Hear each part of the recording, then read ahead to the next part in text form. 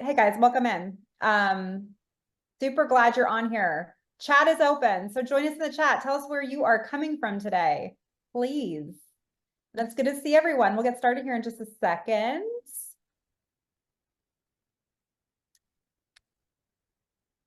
July, welcome to our July webinar. We have someone from Tampa. Hey, Natasha. Hello, Florida. I'm looking at some attendees. We have some regulars on, which is so great. I see Pennsylvania. We're going to be at Max next week. I hope you're coming to MAACS. Charlie and I were just chatting about that. It's one of my favorite conferences. And we, of course, are sponsoring the Cosmo and Barber Lunch that we do every single year. So it's good to see everyone on here. I am so excited to have our guest today because usually I'm his guest. So we have Charlie Parker today. We're going to be chatting all about admissions. I know we have lots of owners and directors on this call. We have some admissions people. So yeah, reminder, chat is on. Feel free to jump in there and ask questions. If you have comments, put them in there. My favorite thing about our webinars, and I say it every single month, it's our chat. I really feel like you guys help each other grow and give each other advice in there. So feel free to do that. Welcome, Charlie. Tell, for people who don't know you, you're not a beauty school guy. Tell everyone who you are. Oh, you're muted. Yeah, and I'm also not good at speaking. I said I don't know how to take that. I'm not a beauty school guy. I look in the mirror and tell myself I'm a beauty school Right. So guy. you could be. You could be. I You could could be. There's that thing. Yeah, so been in the industry a long time, was admissions first, kind of cut my teeth on that and learned a great thing from great people. Thank you for the tan. I appreciate that. It's not lotion either. It's not fake. It's my real He my lives real at the beach, you guys. He lives at the beach. So my real epidermis. But yeah, I've been in admissions for a while, and I'll just say, what we go through is not me. I mean, it's really working with just great people over the many, many years and taking the great things that made them successful and giving a little Charlieism to them, to as we go along. But yeah, I've been in admissions for a while, gravitated over to the advertising and marketing side, and really it's because of what I wanted to call, who I wanted to meet with, how I wanted to act. So it worked well on the acquisition side and maximizing those dollars. But I love the industry. I love talking to Jen. I love the industry. And I really feel like even though, maybe it's heavy beauty school or things like that, they're still humans. Everybody you'll talk to is still a human. Everybody that sure. works there is still a human. So I do feel everything's applicable as far as the motivation side on what we do for a living. So why don't you tell everyone what kind of programs the schools you work with at your job? What kind of programs do you guys offer? Yeah, that's great. Good question, Jen. So yeah, we have Aviation Institute of Maintenance, Centura College, and Tidewater Tech. Our aviation maintenance side is just that, aviation maintenance. It's fairly one flavor. It's trades driven. I tell everybody if you fly a lot, you've got a 1 in 4 chance that one of our guys that graduated is working on that plane to keep it in the air. So that's pretty exciting with the economy and really the travel industry in general to be a part of that. Then we have our Centura College. We have a little bit of allied health that we do, and that is trades driven too. So we've kind of got a dual kind of audience that comes in with the allied health and on the trade side, which is anywhere from welding to HVAC and those type of items. And then our third brand is Tidewater Tech, and that's 100% trades driven. It's only in Hampton Roads. It's a beast. It's heavy welding. We've got the largest welding labs in the state of Virginia and definitely the Hampton Roads.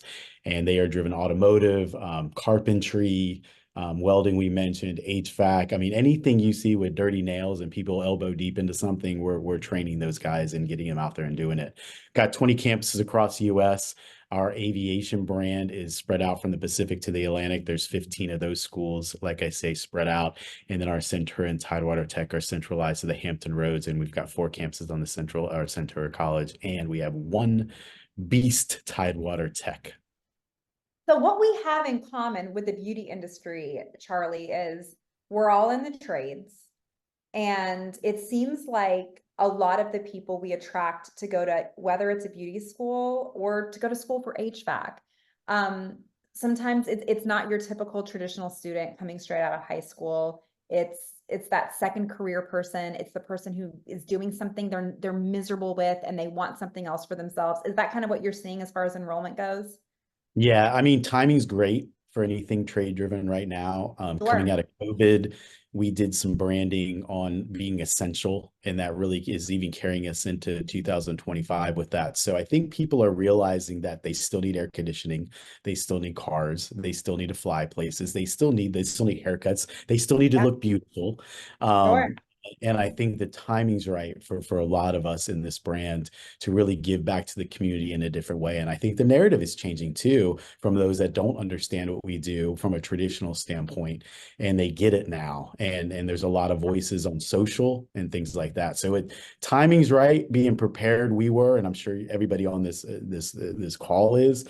But timing always matches preparedness, and I think a lot of us were prepared for this, and now we're definitely giving back and reaping those rewards from a community standpoint. There is definitely a narrative in the news everywhere that is pro trades now, which I Yeah. absolutely love. And now we see more parents even leaning into it and saying, yeah, don't go to college and rack up all this debt like I did. Like, go somewhere for a year, go somewhere for 2 years and learn a trade. Just a side note, I had been rocking blue nails for 3 weeks because I saw someone on TikTok and all the young girls were doing it. Guys, good news. I'm back to my regular bubble bath color. We're really excited about this. I love my nail tech. So it's Can going to I be, say something for the males out there? I get pedicures and manicures. And if you don't do this, and I don't care who you are, you've got to at least try it and you'll be changed for life. you So get petties and manis. I Okay. do. Every 3 weeks, my wife and I go and I Now, do get you my get like a clear on it or do they just buff it really no, good? I do clear coat. I've been talked into some things over time that I've tried out. My Wow. wife and others gave me the no-go. But I'm willing to do it. But I just tell you from a pampering standpoint, I don't care how strong you are, how manly you are. There is nothing like having clean phalanges and nice toes with your flip-flops Right? and pampered. So I fully recommend it. You Fully get it. Yeah, every that's 3 weeks. awesome. Jen, every 3 weeks it's calendar. That's my I side. love it. I mean, that's the schedule for the nails. I mean, I got my feet tomorrow, so that is great. I love it. I think it's gonna be a really great conversation. The chat is already loving how in touch you are with this side. So, you're a beauty guy. Who knew? Who knew? Charlie has his tan and manicured nails. Let's jump into our subject today. Guys, what we are going to be chatting about, it actually wasn't my idea for once, which was so relieving. Trying to rack my brain we've been doing this now for 3 years, coming up with a new topic every month that's relevant. Which by the way, next month we're doing seasonality of admissions because there's slow times and there's busy times. So what do your reps do when it's slow? That's coming next month. So I'm super excited about that one. But our webinar today it was Charlie. He had texted me and was like, we need to do a webinar on how to manage a director of admissions because I feel like a lot of owners put trust in this person. Maybe it's someone who has been a rep at your school, you promote to director of admissions, and the owner or director is like, I don't even know how to manage them. I don't even know if they're doing a good job. Charlie, what inspired you to even come up with this topic and want to chat about it today? Because it's relevant.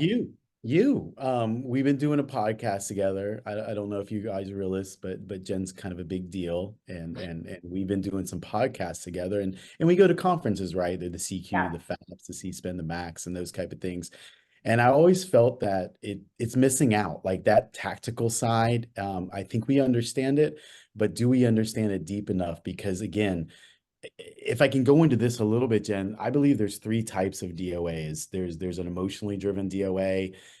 They don't get heavy into data, but they're very good at keeping that morale barometer up, and they are 6 degrees of separation from that. So if you're in a leadership position, you can really do damage, and you don't even know you are just by how you look at them, by how you say something. It's unfair, but that's just how it is.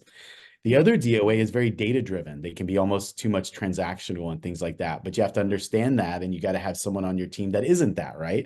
You got to have someone that still has that emotional side and that morale side and things like that.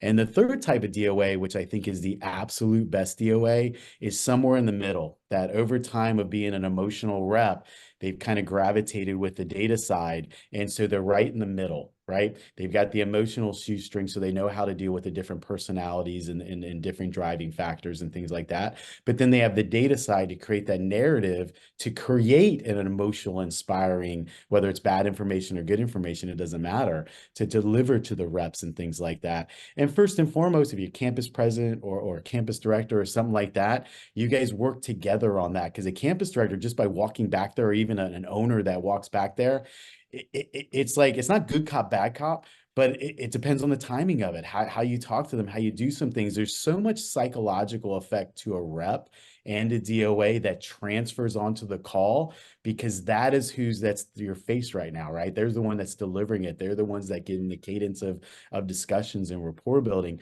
So I believe a really good DOA understands the pulse check and understands the data narrative on how to use that pulse check, either individually or by a group, and working with their leadership team above. Do you think that can be taught? Because I think you can teach an emotional person who can connect with people. I think you can teach them data. I don't think you can just teach an analytical, data-driven person the emotional aspect. That's my Nope. opinion.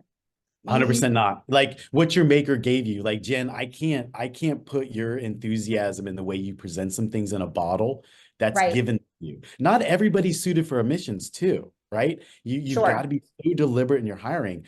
But I think as you gravitate up, you do have to have the acumen for the narrative or the data side, so that you can create a story that can be related downstream, right? So the data can be taught and learned, but the narrative after that is almost a special person. Like, not every rep should be a DOA just because they're a good rep.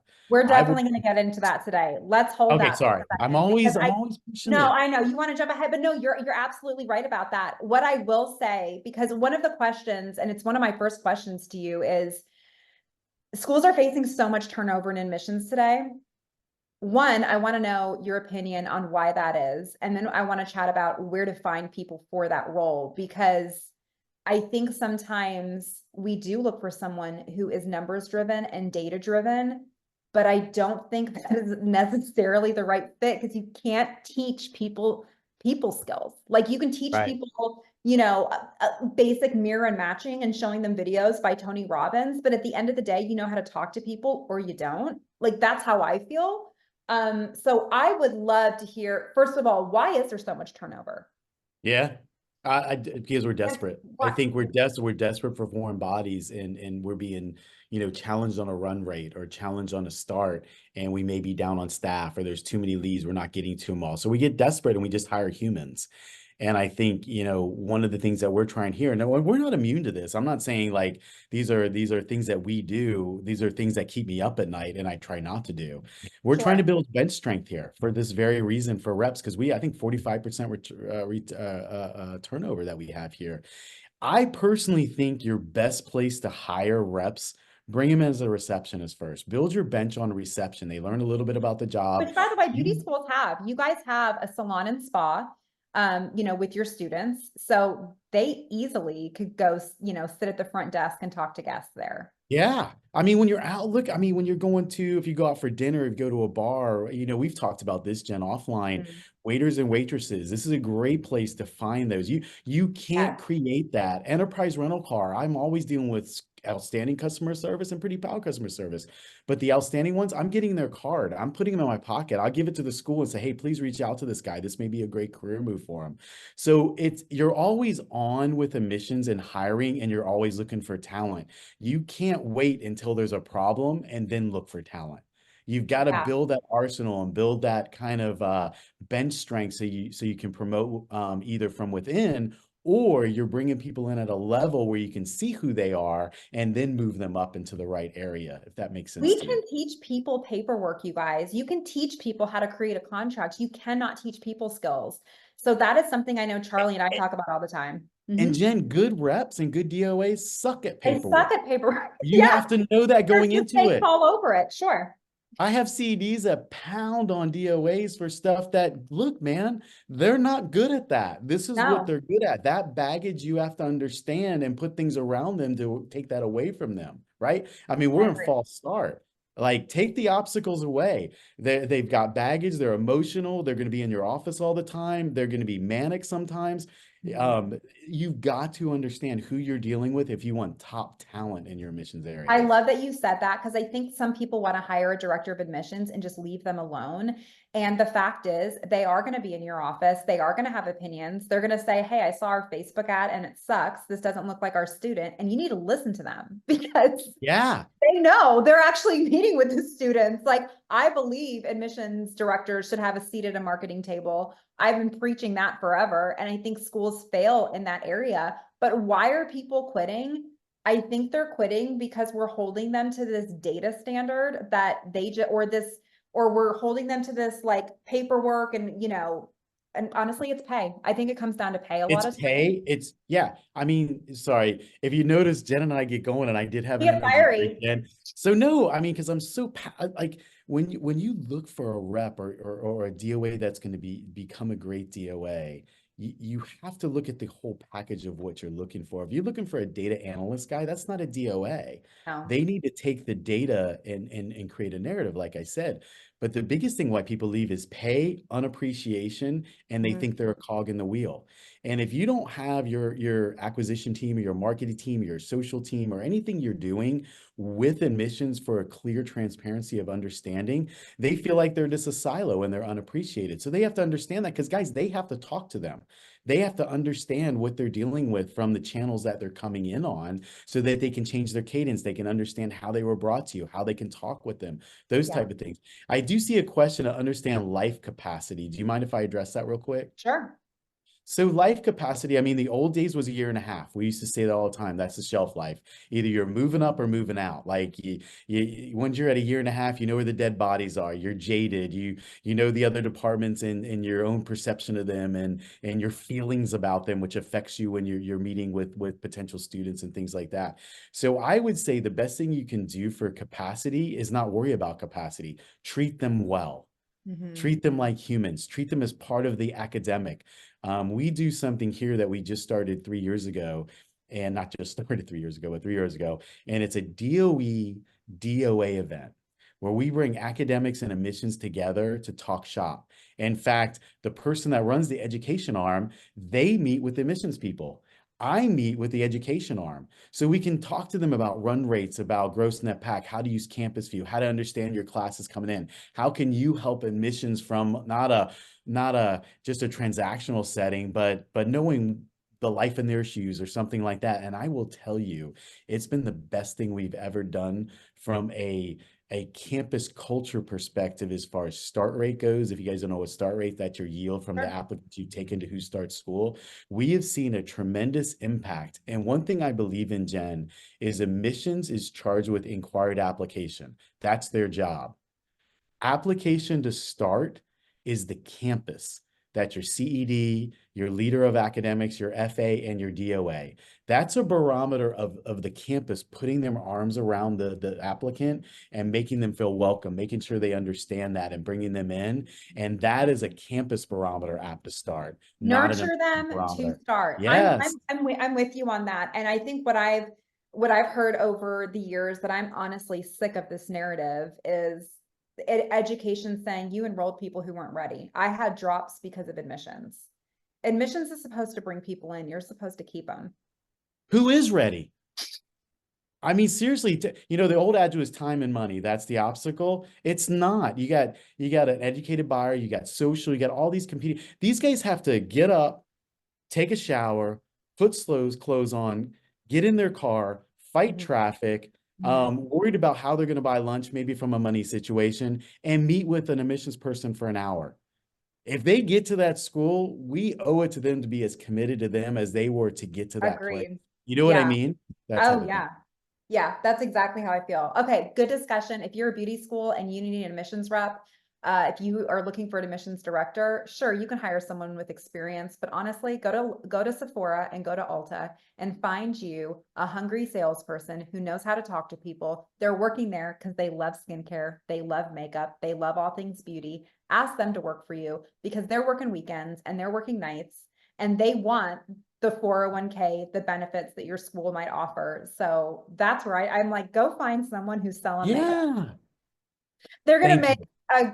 they're gonna make a great admissions person. Let me let's chat a little bit more about what our main topic is, which is how to manage these people. So for starters, how long does someone need to be an admissions advisor before you give them the title of director? That's a great question. I don't really speak in timetables. I like seeing action. Just full disclosure, I did coach football for a long time, and a lot of that is transferable, I feel, over to what we do. Because again, you're dealing with humans that want to be athletes. They may be a freshman and they want to be varsity and things like that. So what I look for is the intangible skills. Like you're always interviewing. Like, I'm looking for a VP of admissions right now. Some of the people that applied for it, they've been interviewing for how many years I've known them. And that's how I look at it. Like that we've been in an interview. So I would say to anybody that's looking for a DOA, look at who you have now. Look at how they relate to people. How do they talk to other functional areas? How do they talk to you? How do they handle stress? I had a great mentor that told me you see a person's real personality when they're stressed. That's really who they are. So I always look for something, not when it's reactive, it's right now when it's proactive before you need it. You start looking and start to how it's nurturing and look for those reps that kind of carry themselves different. They answer questions in a very thought out way, but understanding it from a depth of an admissions way. And it's not like a pigeon and they're watching a pigeon take off. So how do they answer questions? Are they volunteering for other things? Are they a mentor without being a mentor? Like I've worked with some reps that'll just take some people under their wing. It's not a distraction to them. And some DOAs are like, I don't want them doing that. Now they can't do their job. Blossom where you're planted. No, what they're doing is taking little ducklings under their wing and helping them that you can't do because you also are a DOA. You've got a title. They're always going to act different to you, right? But that rep out there knows the real deal, knows the water cooler talk, takes them to lunch and knows that type of thing. So for me, looking for a DOA right now, I would start looking at what's my bench strength looks like. How are they acting around other people? How is their performance? I've had the best DOAs be mediocre reps. That doesn't mean they're not a great DOA. That's It interesting means because that I they're think what they're a lot they're of better schools do, suited. Charlie, is they look at to see who has really high conversion rates. And then they think, great, they're going to be my DOA. It's all leadership driven. It's It is. emotional intelligence. Do they have that? Maybe they Yeah. meet or they miss their start by one. That doesn't mean they're not a DOA. That means they're improperly put in the place right now. And they are a great DOA because they have the emotional intelligence to guide people and they understand the job enough to have that credibility. So they have trust in their people to be led.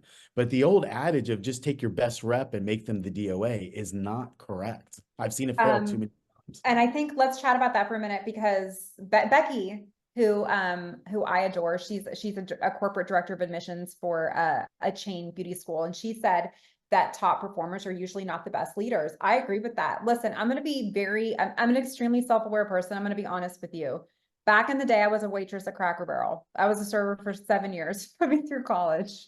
I had all 4 stars, and the Mama's pancake breakfast is one of the greatest things on the menu.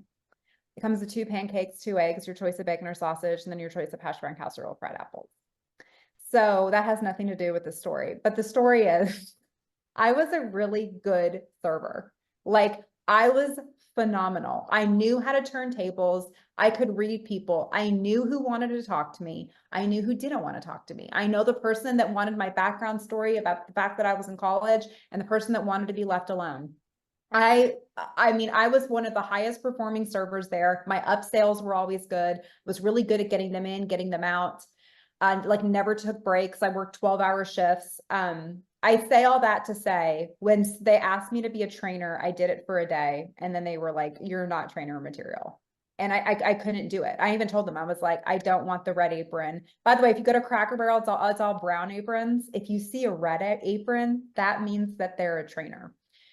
I was not a good trainer because I did not want to take the time to train someone because that was money out of my pocket. I was like, if I have to slow down and teach someone how to use this micro machine to put in, if I have to like let them take the order, it's going to take forever. I can do it in half the time. Then I'm going to have to give them some of my tips. I didn't want to do that. Like at the end of the day, I was the best server there. I was a terrible trainer. And I think you know, a lot of your admissions reps that are really great performers, they are hungry. They want the good conversion rates. They want to get a raise. They want to run circles around people. They're not great leaders necessarily. And I feel like No. that's okay. Like, let them live in that. Okay, you get me excited. So I was a mediocre rep, and I'm an officer leading of admissions, and we can go into a brag sheet and I won't do it, but because my genius zone is that. My genius zone wasn't a rep. When I was a DOA, countless times I was being asked to be a CED. Luckily, I was self-aware to know I would destroy that campus. I would make a terrible, that's me, make a Yeah. terrible CED. My zone was motivating others, and it didn't come out in the rep side working with potential applicants. It came out working with reps and DOAs and then moving up, right? That was my genius zone. So the time we spend on what is their genius zone and how can they give impact based on their personality, perspective, and outlook and innate ability is the most important thing. The other thing I'll say, if you're a good rep, you don't want to be a DOA. You want to be an 8 to 5er. You want to Sure. grind it out. In fact, a really good rep doesn't want anybody screwing with their outcomes, right? You know what I mean? They're like, I don't want FA messing with that. I don't want FA academics messing with that. Now, I think they need to be turned on to 2024, and that's an old school way of thinking. And there's ways of doing that. But if you're a really, really good rep, why do you want to manage 7 or 8 other people or 5 other people or 10 other people when you can make a really good income, work 8 to 5, have a great balance of life, and crush it? Like, know who you are, self-aware. And then as a leader, you have to recognize that and provide that to them, and you will never look back. So then, and Dave, I see your question, and we're gonna get to that in a few minutes. Our next section is gonna be on accountability and numbers. So because someone might be a really good rep and we don't want to promote them to director of admissions, the fact is, Charlie, they want the promotion because they want it for their resume. What can you give these people to satisfy them without giving them the DOA position? Is it more money? Is it a different title? What can we do to keep our really good reps that we don't think are director material? I mean, money is always there. I mean, to me, it'd be money. Like if I was a rep, I'd be like, just pay me, baby. I mean, or I'm gonna transfer Sure. teams. I'm gonna use different colors, but I'm gonna still do the same job.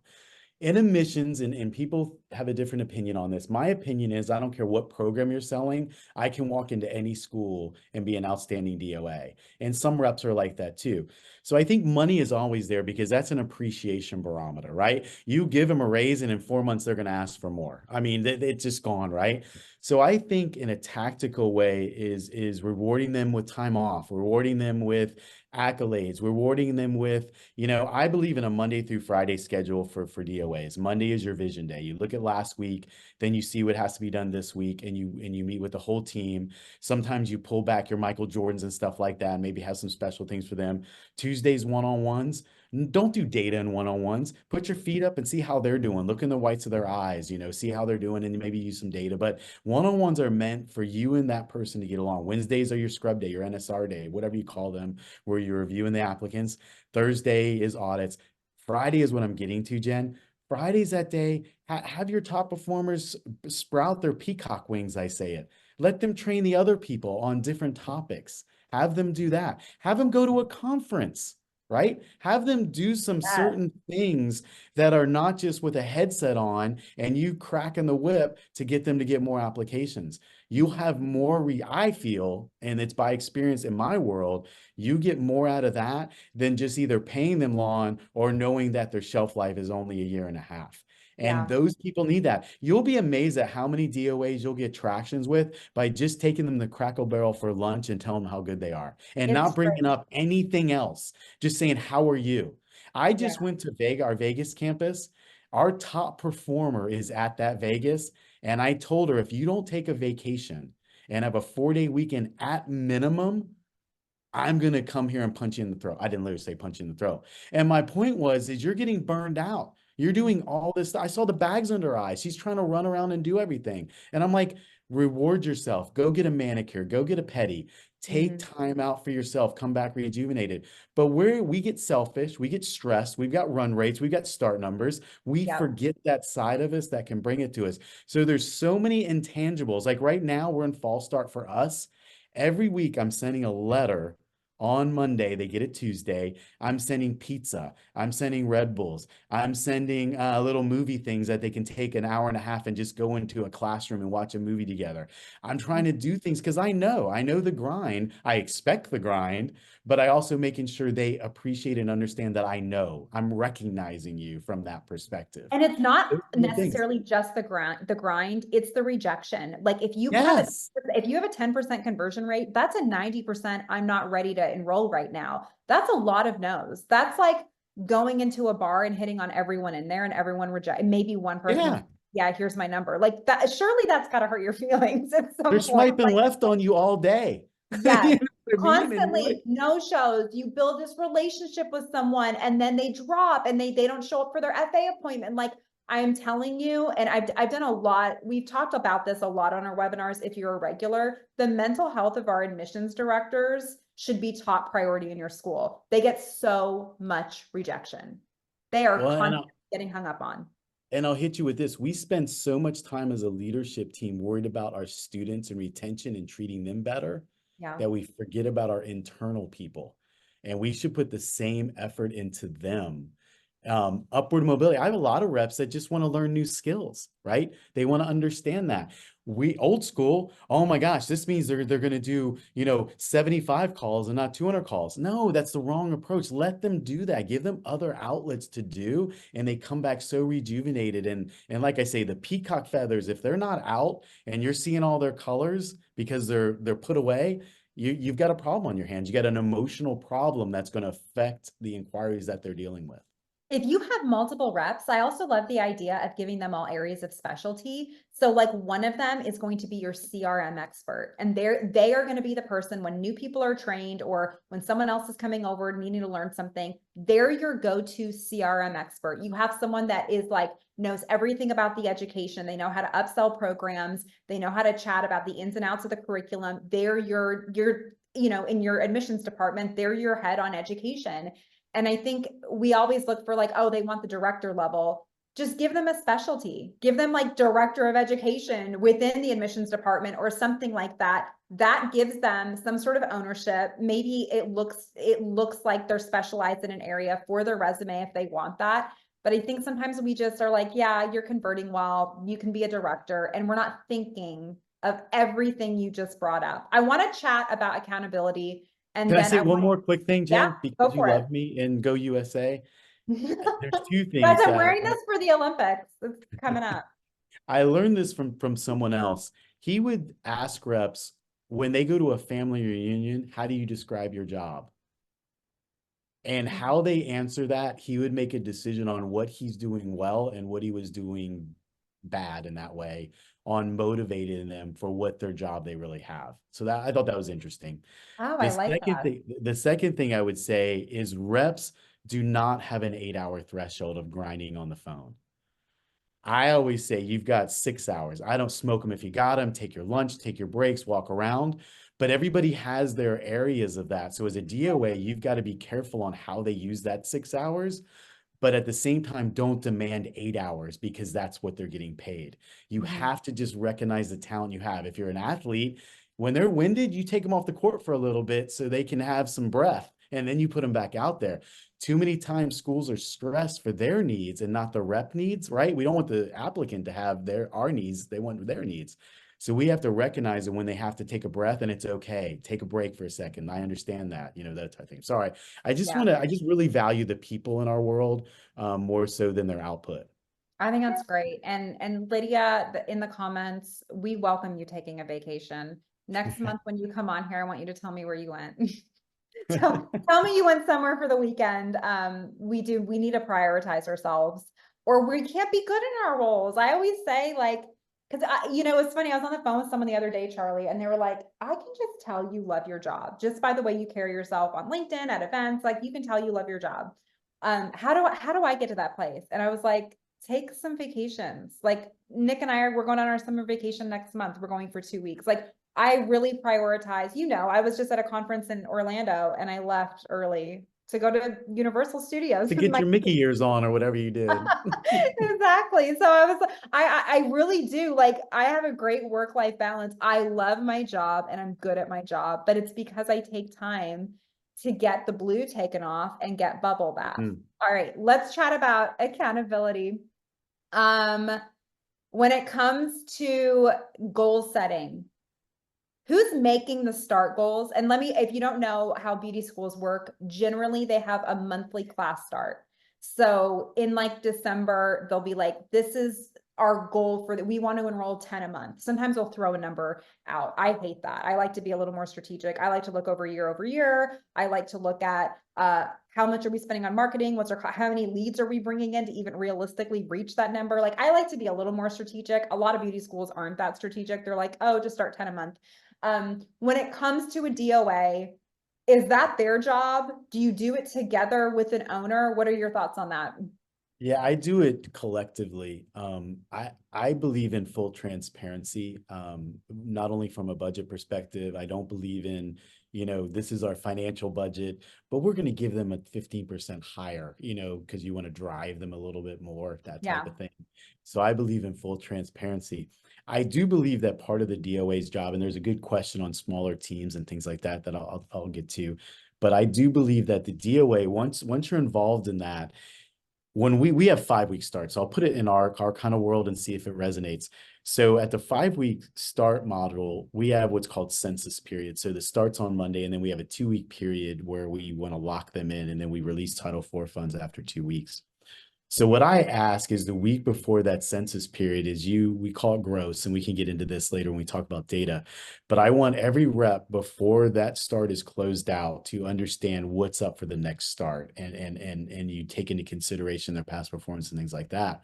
So the DOA should look at the bench strength they have, look at the budget that they were involved in, and they should create individualized gross plans and start plans, and then meet with the person. Don't do it by email. Here's your start plan for next month. That is not motivating. You bring them in, you discuss why it is, because I had top achievers that got weaker gross plans and start plans, and they were offended by it because they're like, well, why do I have less? I'm a baller. Then I had weak people who thought they were a baller. You know what I mean? So you've got to have conversations and transparency of why that's a gross goal, why that's a start goal. And then you have that for the week. Like that's your playbook right now. And what I tell people is once the playbook is in session, it's over. Right? Then you're reactive training at that point because proactive training, needs to be instituted. So I believe in full transparency. I believe in making sure they're part of the budget for the next year. I believe to get their input and understanding programmatically and how we're doing on the acquisition plan and what the leads mean, how you're converting, what are your pockets of opportunity. And then the DOA takes that information and delivers gross and start plans by individual based on what they see from that data that they're collectively working on, if that makes sense. So again, most beauty schools have one admissions rep. Sometimes it's called an director, and then they have an owner. So let's talk about this relationship. Yes, we're working together on class starts. How is that owner? What are they looking at as far as activity goes? Are they like going in the CRM and they're making sure their rep is making their calls, making their texts, that they're busy with appointments? How are they managing that person and their activity? It's a great question. I'll tell you what I would do if I was a beauty school owner under those circumstances. Again, this is opinion.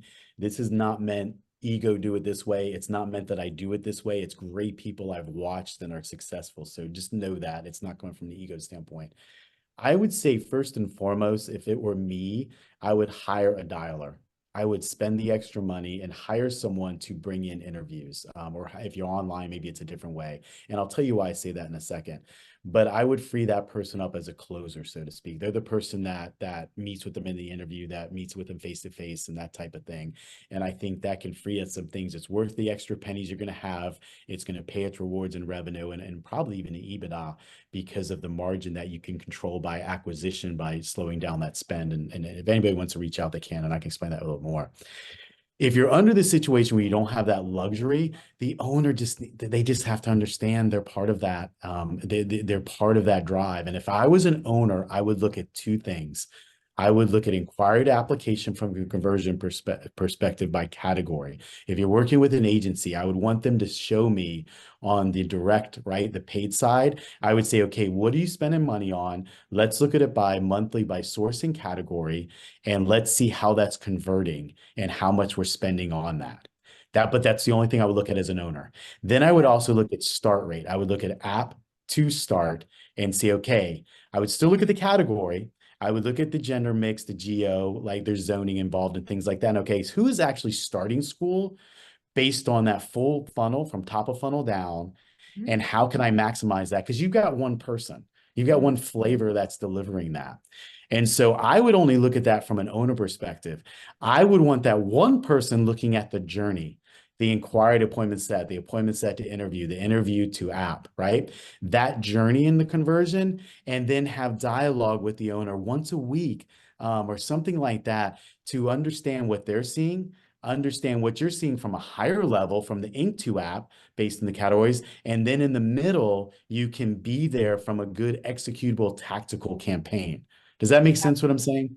Yeah, in fact, I'm bringing up right now some beauty school benchmarks. These are the benchmarks I teach, and that I give owners to take a look at when they're like, I need to see where my rep is struggling. And I'm like, I pull a report and you can tell where they're struggling. You don't have to listen to phone calls. You don't have to sit in interviews. Here's a perfect example of that. And then we're going to go over to the chat and answer some questions. So let's talk about this for a minute. Your lead decline, Yeah. and these are realistic numbers, by the way. We're Beauty Schools Marketing Group. We work with over 300 schools. We're constantly benchmarking with other schools, looking at CRMs to see what people are doing. If you want to reach a 12% conversion rate, which means for every 100 leads you're bringing in, 12 need to become students. This is how you do it. This is how you do. And sometimes I was about to break into this is how you do it. At the very top, maybe your numbers are a little different. So maybe some of these will vary. But this is a good example for you guys to look at. Charlie, look at these numbers with me. What are your thoughts on this? So I'm going to say thing from the start, and this is if you have a team or maybe you have one person. I believe in interviews. I don't even believe in apps and starts. I believe they're a byproduct of good work. So the way I look at it is like a triangle, and interviews are on top here. So if you take your top of funnel, which we'll just say inquiry for now, Yep. inquiry to interview, that's a front end process. So I like to see exactly what you're seeing on this. And there's also you can slice it up, right? And that's where these percentages are. But really, what I'm looking for, okay, are we bringing in a suitable number by percentage to reach the goals that I have for revenue paying students? So I have a front end of process. And then at interview, I look at the back end of the process from interview to application. And I say, okay, front end of the process is looking good, but there's some sort of disconnect on how we're setting the appointment up, how the dialogue is going, how we're meeting with them in interview. Are we matching the cadence and the dialogue with that? And then so on and so forth. And how are they meeting with FA? There are many people that do different things with financial aid. I believe it's part of the interview process and part of that understanding from a third party value, or understanding what the skin in the game is versus what Title IV can give you, or mom and daddy can give you, or grandma, and things like that. Sure. So I always, as a DOA, every rep was in one of two categories or both. I would say, okay, this person is a front end person that I got to work on, right? Which is Inc to app, Inc to interview, or this person has interview to app. Right. So they would be categories, or some have both, right? And then I work with them on both, or they might be a bad hire and they weren't suited for the industry. It doesn't mean they're a bad human or whatever. So I always put everything in there, and then I would have my benchmarks.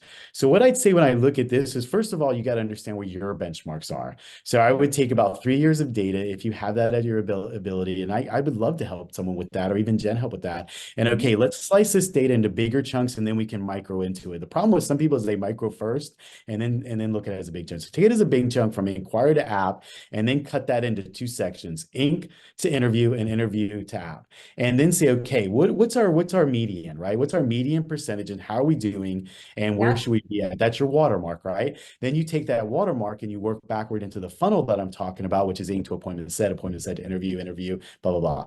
So I think it takes time to be deliberate in it. And I think these are good because they're real. But for your school, you've got to understand it. And then you know where your watermarks are. And then you can have benchmarks And that you can if look. it's a marketing problem, like I will tell people, they're like, I don't know if I have an admissions or a marketing problem. I was like, how many of your leads can you get a hold of? If you can't get a hold of 60%, you have a marketing problem. Like there's And you know what?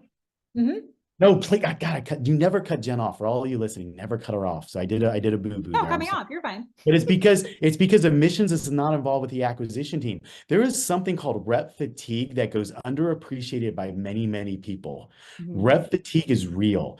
They have to call everybody if they're doing their job right to find the right people suited for that role or that applicant or for that school. So their ability to stay unfatigued based on what's bringing to them in the database. In fact, I tell every rep that I encounter, your job is not to convert everything. Your Yeah. job is to find those that should be here in a very efficient and suitable way. That's different than you've been told because we're telling them to call everybody. Well, you're missing out. We're missing out on a start there. You didn't call them or something like that. That's because you've got a problem in staffing. You've got human fatigue. You've got bad acquisition plans, that type of things. So they have to be fully involved and they have to recognize fatigue.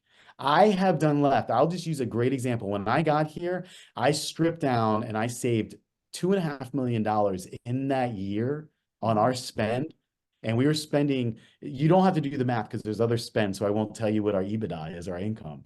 But we were spending about 15% to revenue for you cats that are out there to understand what I'm talking about. I got it down to 8%, and we had 28.3% growth in conversion because there was no rep fatigue. And I'll hit you with You mean this. you cut out the crap vendors, the leads that weren't converting, Cut and it all out. Yeah, and you even the ones focused that on, were yeah. bringing us starts that were lower by category to a more efficient one. I cut those out and put more impact or compound to the ones that were doing even better. And we had higher revenue producing students in our EBITDA line.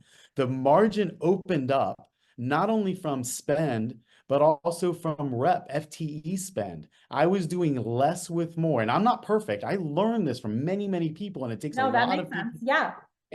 So I had lower margins, Mhm. higher output, and I spent about 8%, sometimes less, based on our revenue we brought in.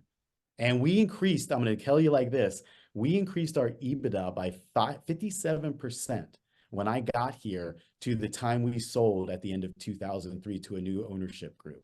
And Yeah, that doesn't come from just that's fantastic. laughing and telling people to call more people or understanding it. It takes emotional intelligence plus the data behind it, if that makes sense to you. Owners, you need to stop looking at how many leads and obsessing over a lead number. Half of your enrollments will come from half of your tours. The goal should be tours. Again, 50% conversion in the beauty school space is meaning 50% of the people you tour, half of them should become students. But getting to that point kills me because they're so focused on like heavy leads, call. These people aren't showing up for appointments. So what does it matter? No, it's a safety blanket. It is. And today, if you turned off your website, turned off BSD, turned off PPC, and didn't get another lead, I bet your reps could follow up with every person they toured that did not enroll and find enrollments for your next class start. Let me hit you with this. Our referrals went up, not just by number, by convertibility. Our channels that were underperforming, I got you the savings on that. The biggest thing that happened is we gave them to what they're hungry for, and that's to be an interview. You did not hire people to be call center reps. You did not hire them to sell direct TV to people. You Yeah. hired them for their personality relating to people that should be at your school, right? Do that. And then you slide it down. The old adage is more leads mean more starts. Absolutely false. And I've proven that at 2 organizations. Less leads that are high impact with dedicated emotional staff that supports that means higher EBITDA, lower staff count, bigger margins. Agreed. If you want to train your reps, stop training them on their phone calls and start training them more on the interview. I feel like a lot of admissions trainings are so on the top of funnel. What are those scripts? What are we saying? Like, should we train on that? Sure. But your role-playing exercises and your training needs to be heavy on the interview, you guys, because that's where your enrollments come That's from. where it's at. And I will tell you this, I don't use a script. I've never believed in script in anything I have led. and that's because of my time Love at the it. University of Phoenix.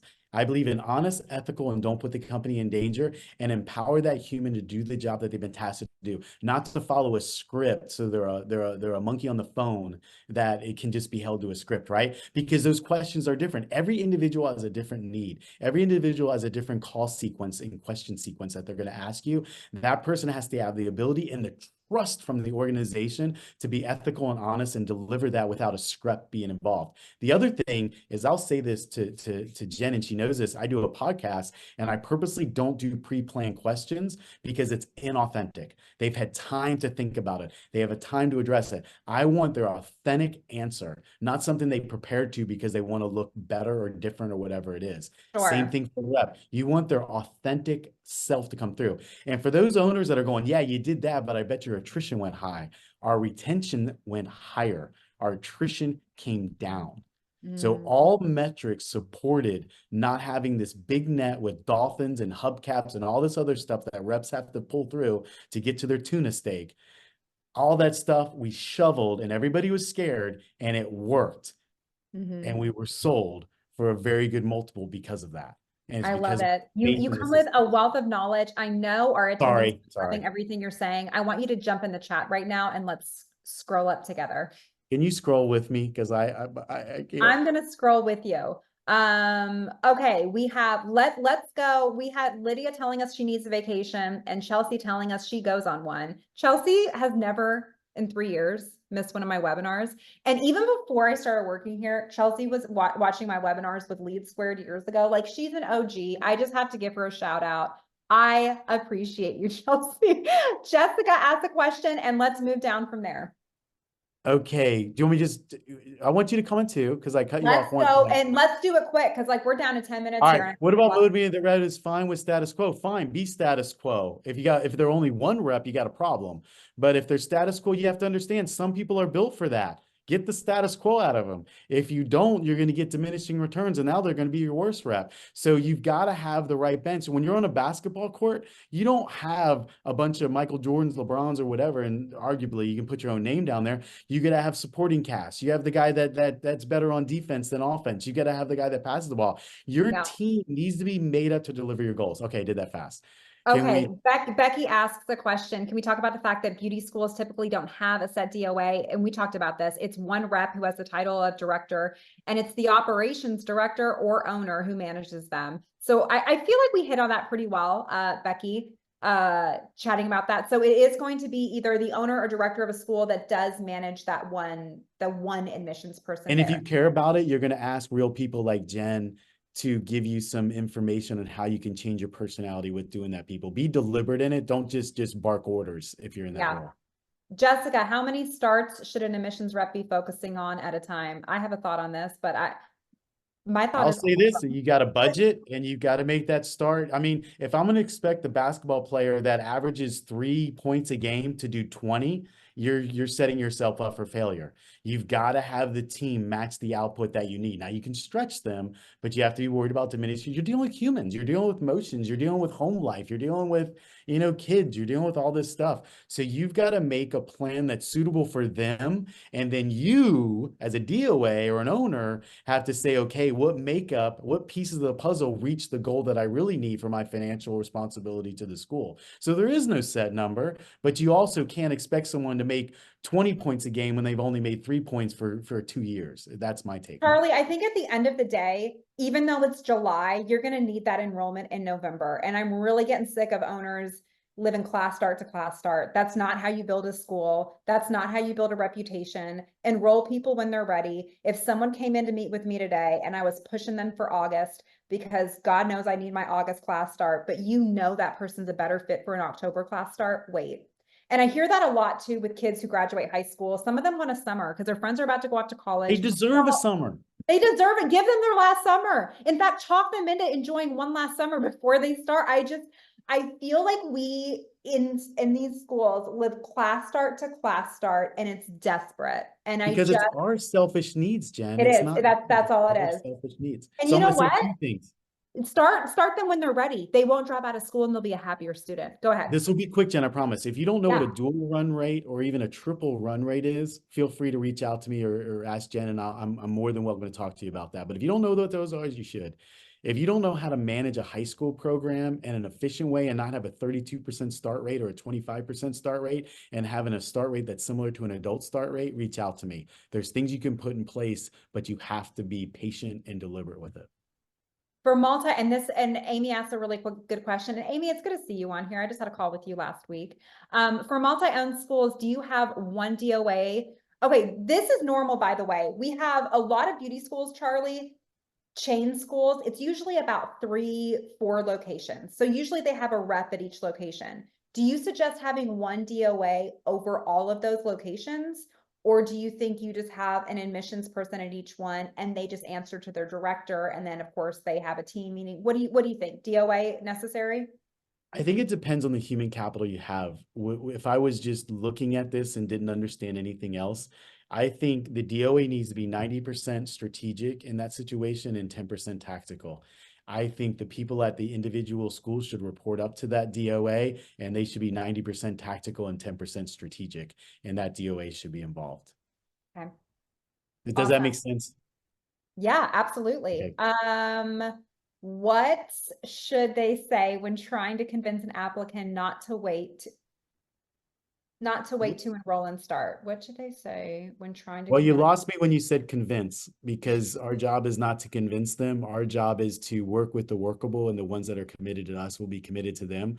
So I'd say you've got another issue on the interview setup and somewhere in the interview if you're faced with that problem.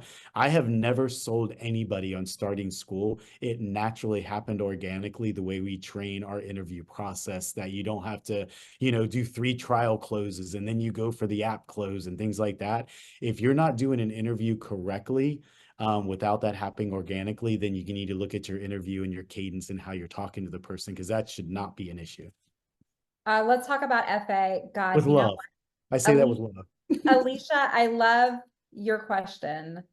I feel like it's a separate webinar. What we're seeing a lot right now, Charlie, we're seeing this in beauty schools. We're seeing it in Vo-Tech schools.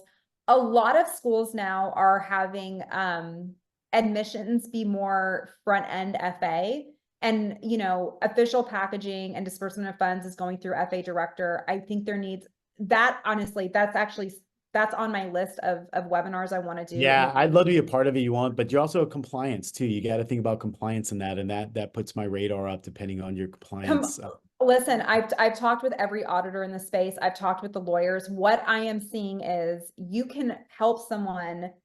You can give them their code for FAFSA. You can help them through FAFSA, but when it comes to dispersing funds, that is done with a separate person. So I think what we need to talk about is, are we giving our DOAs, or not even DOAs, just admissions reps, are we giving them too much responsibility?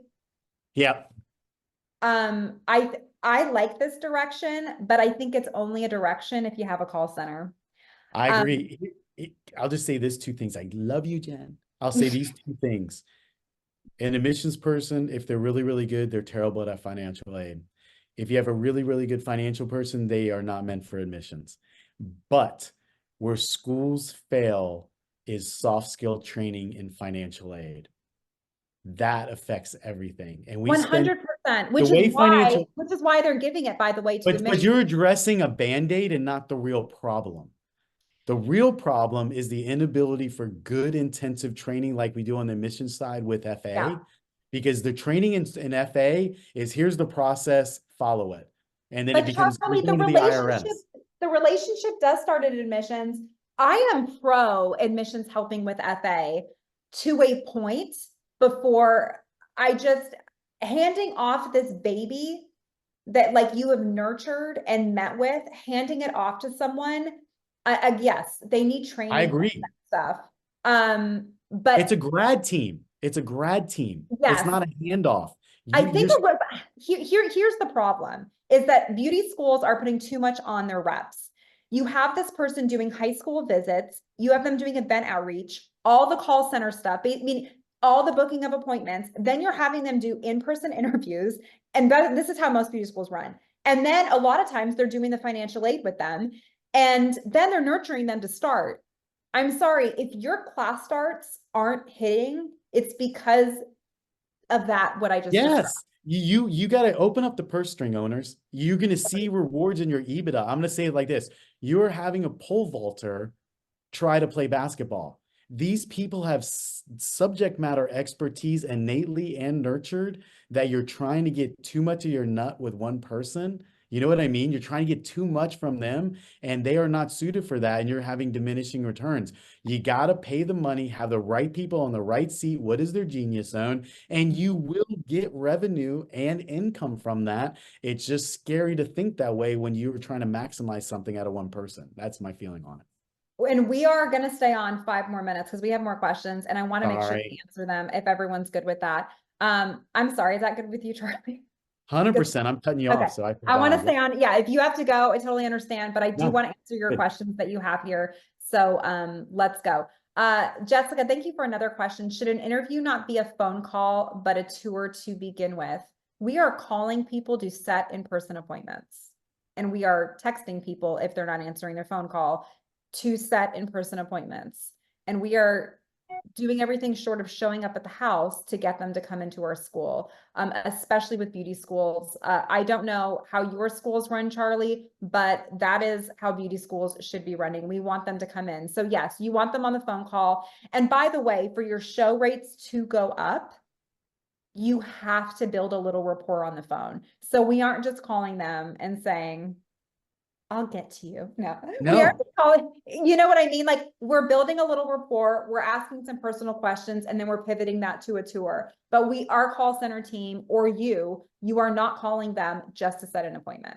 it's not. And I will say it like this. If your school is in person, you never do an out of person interview because they've already got to show up to school. And that's an indicator if they can't show up in person that they're not going to be a well-suited You just student. opened up a can of worms. I got to be honest All with right, well, you. I'm going to say it like this. And this, Virtual.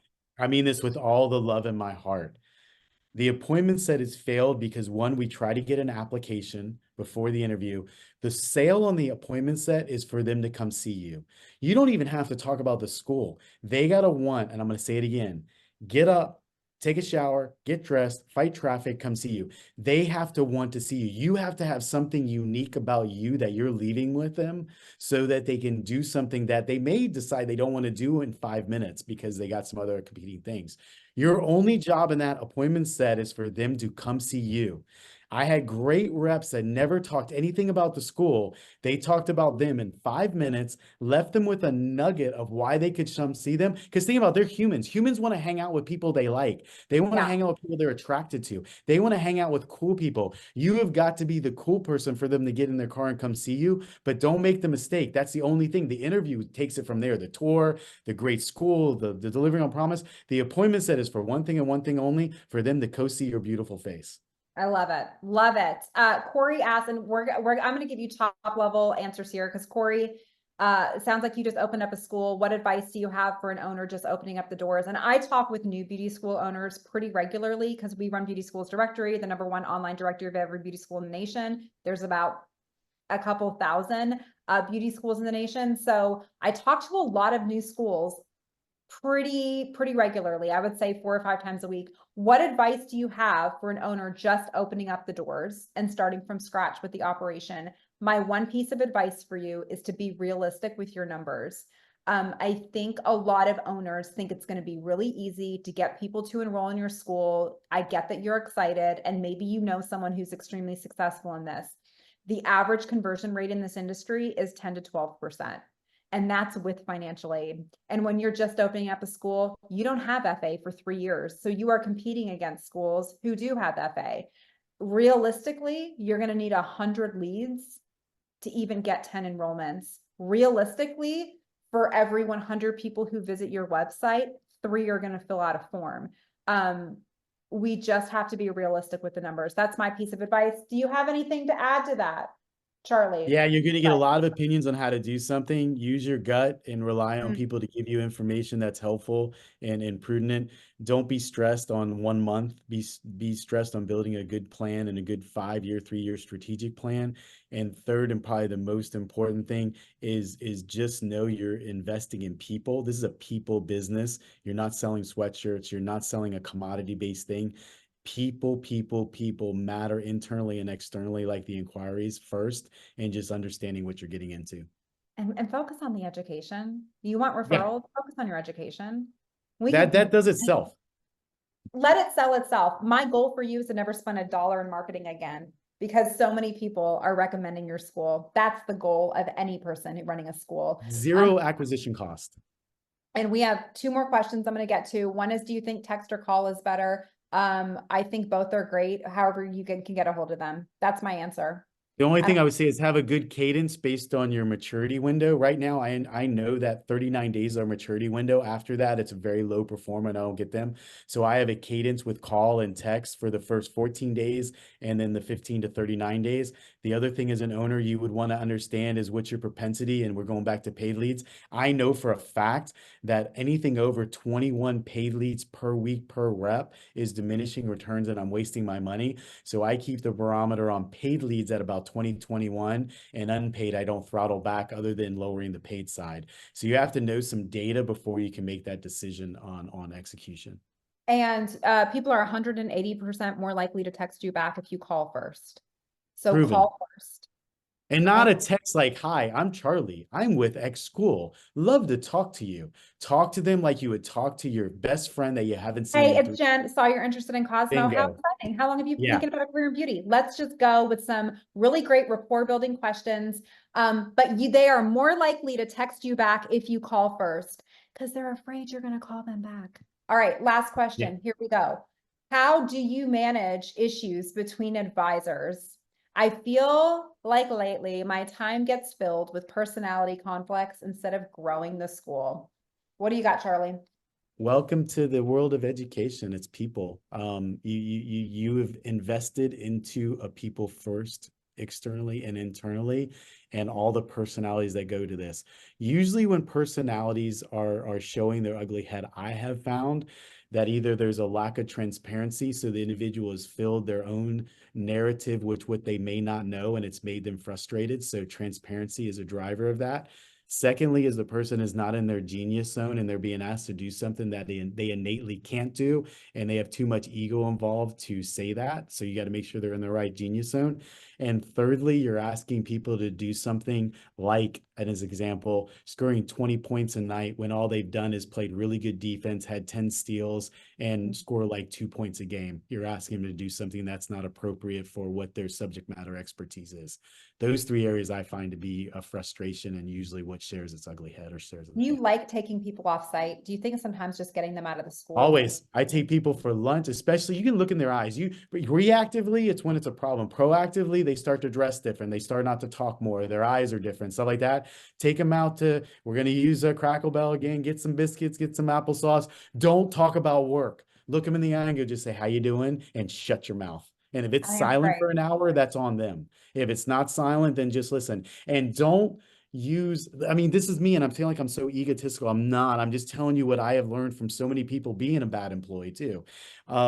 You gotta let them share things from their perception. Their perception is their reality. Maybe it's wrong, but it's their perception that you have to deal with anyway. So who cares if it's wrong? Yeah, you're not here to defend your take or fight with them. Yes. What they have to say. I think that's great. Yes. Charlie, we loved having you. I think this was a really great webinar. One of the best open discussions I've ever had. I feel like everything was super meaty. I hope you guys learned so much on this webinar. Again, next month, put it on your calendars. You will get an email. August 13th, we're going to be talking about the seasonality of admissions and what to do during those slow times. Becky, thank you for being in the comments and giving some really great advice there to improve show rates. Thanks so much. Dave, by the way, thank you. I'm renovating my office. Here's my fireplace that's almost done. We got to bring up the tile right here. I just got this mantle installed today. Those bookcases were white. We just painted them black. And I just ordered a couch for right here. So thank you for noticing my office. This is recorded. You guys will get an email tomorrow morning around 9 a.m. Central with a recording to this webinar. Thanks for joining, you Thank guys. you. I really appreciate it. Sorry to overtalk. Reach out to me on LinkedIn. Love to converse. And Jen, Yeah, follow Charlie on LinkedIn and go listen to Chat with Charlie please on your do. And Jen, Spotify. you're awesome. You're a credit to the industry. Seriously. So good Thank job. you. Thanks for joining us today, you guys. See you next month. Bye.